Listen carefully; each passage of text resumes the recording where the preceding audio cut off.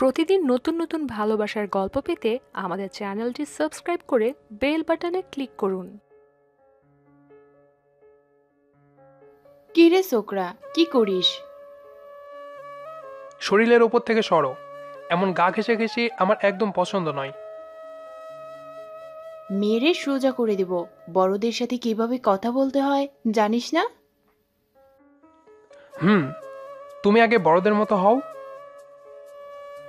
মানে কি? মানে হলো, তুমি আমার সাথে যেমন আচরণ করো তাতে আমার মনে হয় তুমি আমার সমবয়সী। তোর যা ইচ্ছা তাই মনে কর। এখন খেতে চল। যাও, আসছি। হুম, আমার সাথে চল। আচ্ছা, চলো। এতক্ষণ কথা হচ্ছিল ইরার সাথে। মেয়েটা আমার মায়ের বান্ধবীর মেয়ে। মাঝে মাঝে আমাদের বাড়িতে আসে।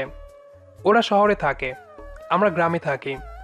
ইরা বয়সে আমার চেয়ে বড়, কিন্তু আমাদের বাড়িতে এসে সারাক্ষণ জ্বালাবে। এসব আমার একটু পছন্দ নয়। আমি একা থাকতে ভালোবাসি। আমি আর ইরা দুজনে পাশাপাশি বসে খাবার খাচ্ছি, আর ইরা পাশ থেকে আমাকে খেতে বাধা দিচ্ছে। ধুর, এমন করলে আমি উঠে চলে যাব। যা, তোর খেতে হবে না। হ্যাঁ, তুমি একাই খাও। আরে বাবু, রাগ করে না। এই, তোরা চুপচাপ খেতে পারিস না? আমি তো চুপচাপ খাচ্ছি, তোমার বান্ধবীর মেয়েটা আমাকে জ্বালাচ্ছে। আন্টি, ওর কথা তুমি বিশ্বাস করো? এই, তোরা চুপচাপ খেয়ে উঠ। মায়ের কথা শুনে ইরা চুপ হয়ে গেল। খাওয়া দাওয়া করে নিজের রুমে এসে বসলাম। কয়েকদিন পর ইরা নাকি কি কাজে বাড়ি যাবে। বায়না ধরেছে আমাকে নিয়ে যেতে হবে, আবার আমারই নিয়ে আসা লাগবে। কিন্তু ওর সাথে আমি যাব না। আমাদের বাড়িতে আসলে জ্বালিয়ে শেষ করে।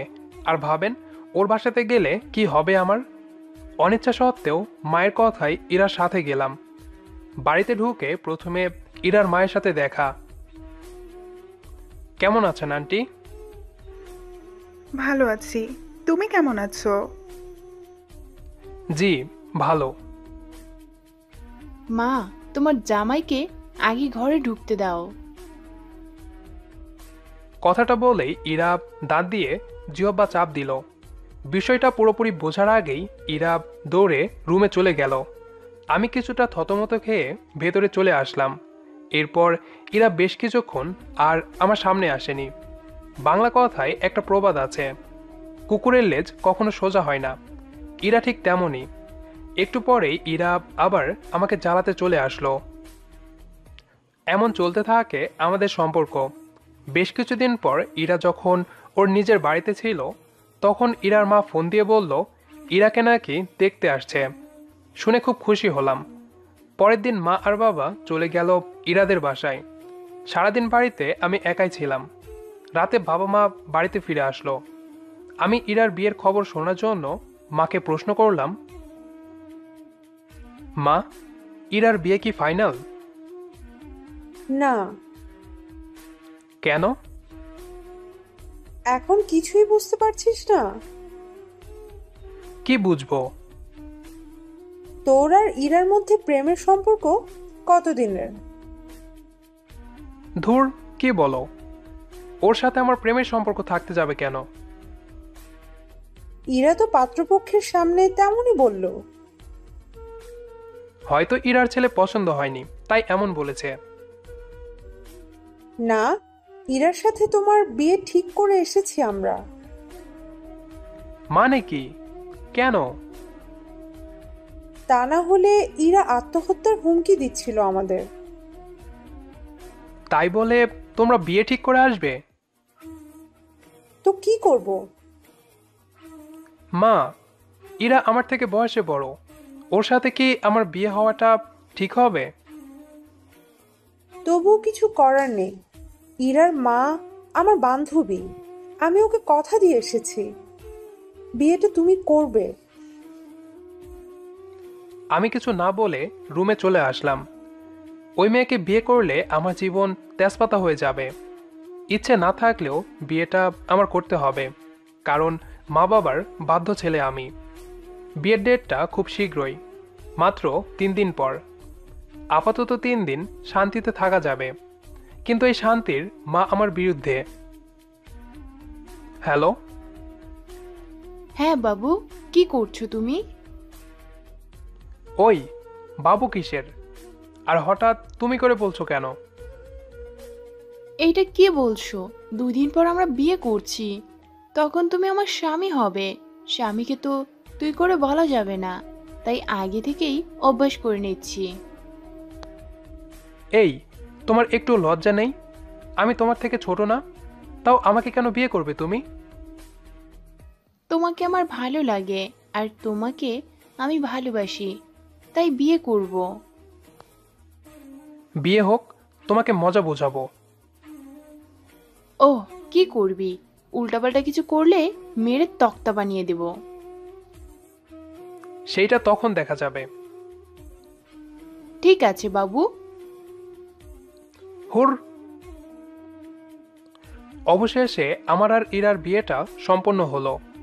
ইরাকে বিয়ে করে বাড়িতে নিয়ে আসলাম। বাড়িতে এসে ইরার আবার আগের রূপ ফিরে আসলো। ওকে দেখে মনে হচ্ছে না আজ ওর বিয়ে হয়েছে। ইরাকে নিয়ে মা বাবার কোনো মাথা ব্যথা নেই। আমারও ভালো লাগছিল না, তাই ঘরে এসে কোলবালিশ বুকে জড়িয়ে শুয়ে পড়লাম। মাত্র চোখে ঘুম ঘুম ভাব এসেছে। ঠিক তখন এই, আমাকে ঘুমাতে দিবে না? তুমি এখানে ঘুমাবে? তাহলে কোথায় ঘুমাবো? কেন? তোমার জন্য তো আলাদা একটা রুম আছে। এখন আমাদের বিয়ে হয়েছে, বিয়ের পর স্বামী এবং স্ত্রী একসাথে থাকতে হয়। তাই তো। আচ্ছা, পাশে শুয়ে পড়ো। আমি খাটের একপাশে সরে আসলাম। ইরা আমার পাশে এসে শুয়ে পড়ল। আমার কেমন যেন অস্বস্তি লাগছিল, কারণ একটা মেয়ে আমার পাশে।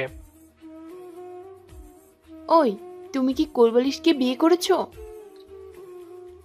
না, আমার পাশে যে মেয়েটা শুয়ে আছে তাকে। তাহলে কোলবালিশকে জড়িয়ে আছো কেন? আমি এভাবেই ঘুমাই।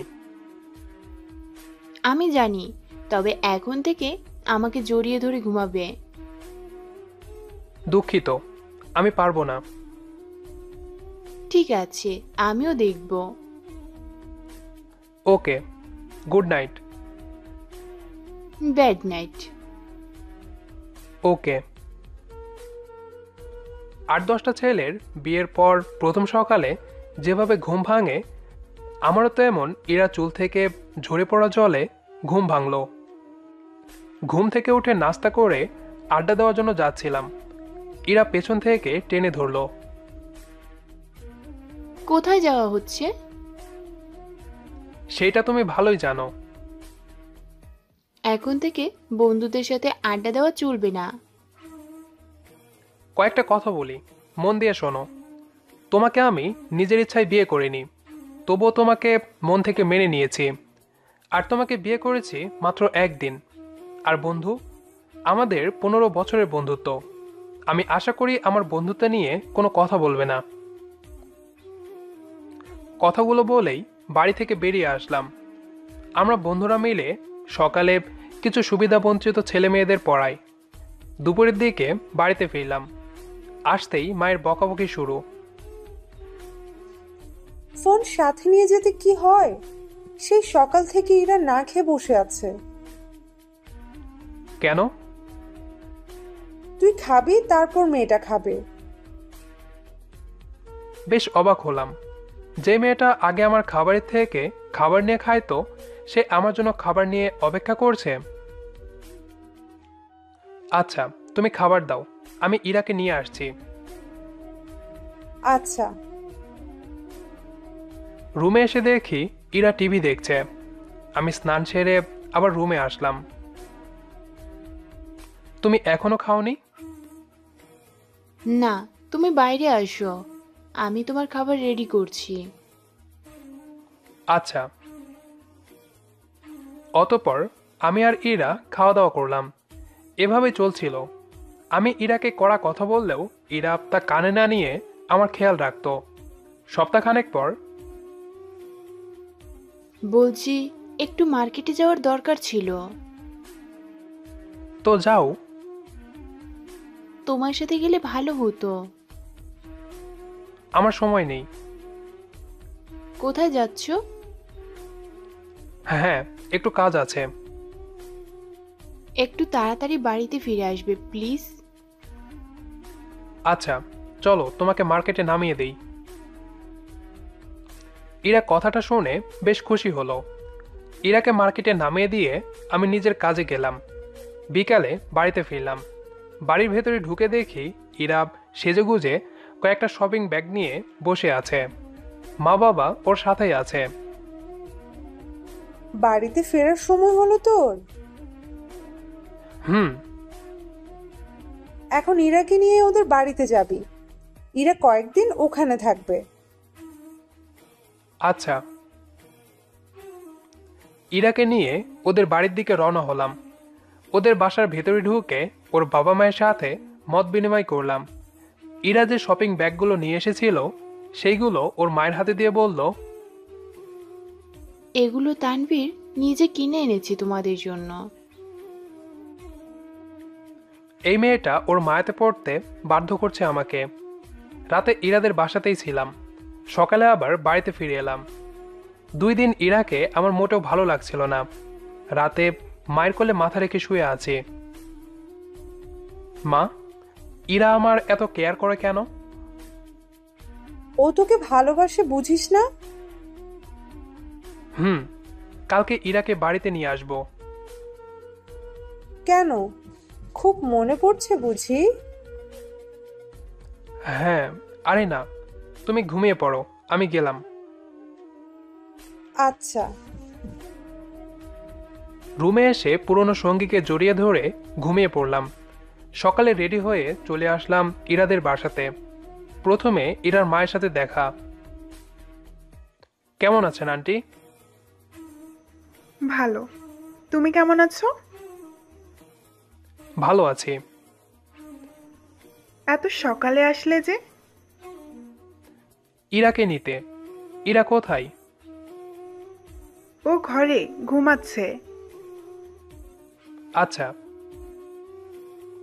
ইরা রুমের দিকে পা বাড়ালাম। ইরাকে দেখার জন্য আর তর্স হয়েছে না। ইরা নিজের রুমে চুপটি করে ঘুমিয়ে আছে। ইরাকে ডাক না দিয়ে ওর মাথায় হাত বুলিয়ে দিতে লাগলাম। আমার স্পর্শ পেয়ে ইরা জেগে উঠল।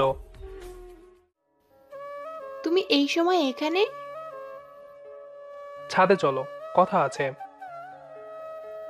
কি কথা, এখানে বলো। না, ছাদে চলো।